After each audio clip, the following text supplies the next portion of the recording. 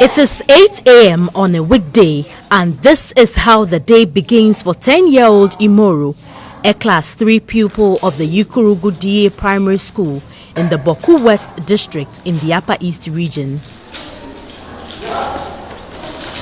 There is not even a single desk in their classroom, hence they all have to sit or lie on the floor while the teacher prepares for the morning's lesson.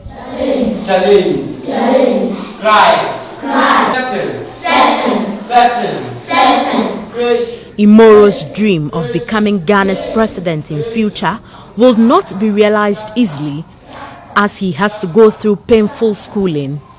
Imoro and his classmates study lying on their bellies throughout the day, with their elbows stuck on the rough floor to support their posture while they write. I realized this is a painful exercise as I tried to lie on my belly too for some minutes watching the teacher teach. Imagine having to go through this every single day of your life just to get education. I have been lying just like these children do every day, and I tell you, it is very tiresome. Don't you get tired when you put your arms on the floor like this? Don't your shoulders hurt? Yes, it's hurt. We are getting tired and we are here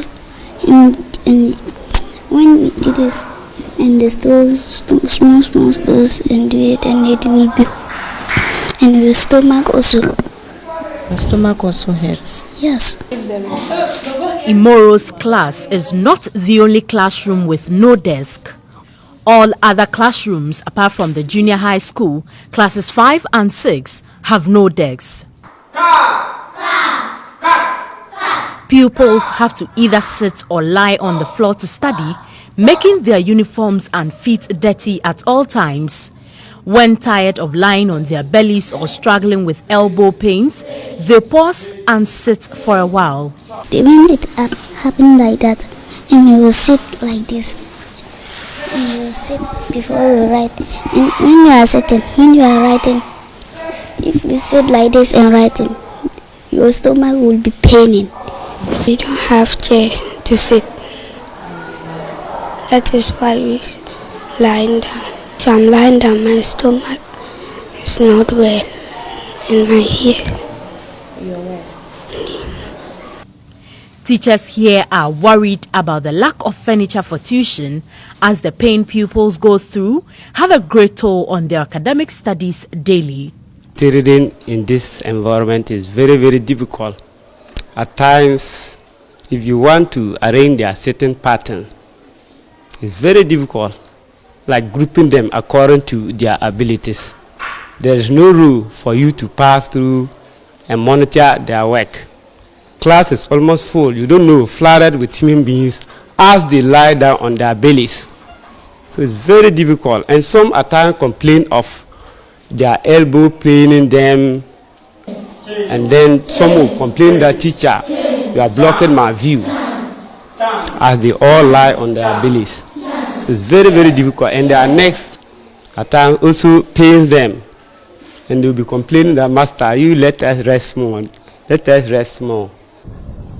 The Yukurugu DA Primary School was established during former President Rawlings' regime and has seen less or no renovation since its establishment. The school was expanded through the help of community members who found the need to have enough classrooms for children in the town to be educated. According to the assistant head teacher of the school, all efforts to get more furniture for the classrooms have proved futile, except a few, numbering about just 15, that were got through the help of the head teacher. It is affecting them academically because when you look at it, if you have 3 people in the classroom, no, sitting on one desk, 3 people sitting on one desk, and others lying on their bellies, there's no way a serious child, are you getting it? A serious child will be able to cope up in class when he or she has no space to move about. And even besides that, they copy a lot because during exams, 3 people say 1 desk. How will you cover your work in such a way that the other sitting by you will not be able to copy? Though reading is our major problem too, but writing is also a factor. They don't have good handwritings. When you give them something to copy, they even feel tired in copying it because they don't have much space to move about. Many other schools in the Boku West district face similar challenges in terms of furniture, hence our quest to find out when the problem will be resolved, particularly for pupils in Yukurugu to study under conducive environment.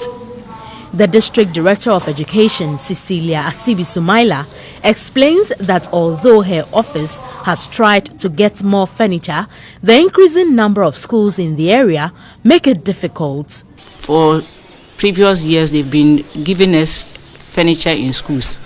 But as the year goes on, the increment of schools, the number of schools have increased. So it's very difficult to equip all the schools with furniture. On the other part too, the furnitures that are always supplied are always broken down. So this is why we have a shortage of furniture in our schools. The funds that comes is always for administrative running. So it wouldn't be enough for you to, except there's an NGO that comes into your district and you can contact them with your needs, and then they help provide some of the furniture for you. Article 25 Clause 1 of Ghana's Constitution states that all persons shall have the right to equal educational opportunities and facilities, and with a view to achieving the full realization of that right, a basic education shall be free, compulsory and available to all. But this is clearly being violated by authorities in charge of the Yukurugu DA Primary School, since they are not being given educational facilities like their colleagues in schools in bigger towns. This saddens young Moru, who is however not discouraged from chasing his dream of becoming Ghana's president in the near future. I want to be a president. You want to be a president? Yes. Why? Because I want to protect us and behandle us in this compound and all compound. That I didn't want to lie, or our children lie, that we lie down on the floor. The conditions in which pupils in Yukurugu DA Primary School study also defeats the Sustainable Development Goal 4, which is to ensure inclusive and equitable quality education and promote lifelong learning opportunities for all. Until pupils in Yukurugu get help, they will continue to suffer severe pains each day, all in the name of getting educated. Alice Aite, GH1 News.